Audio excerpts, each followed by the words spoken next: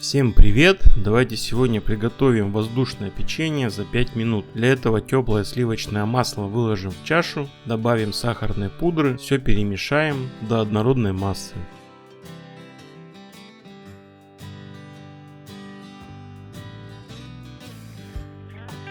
Далее добавим яйца, также перемешаем. У нас получится желтая однородная масса. Далее будем добавлять муку и замесим жидкое тесто.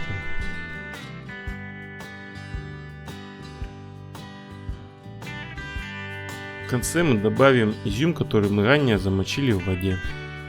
Все перемешаем.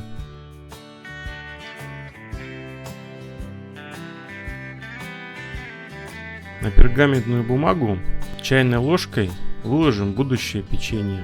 Берем в духовку на 5 минут при температуре 200 градусов.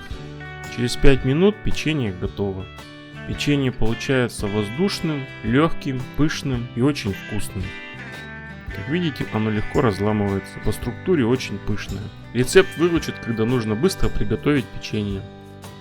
Кому понравился рецепт, ставьте лайк, подписывайтесь на канал Рецепты на выбор, делитесь с друзьями в социальных сетях, нажимайте на колокольчик.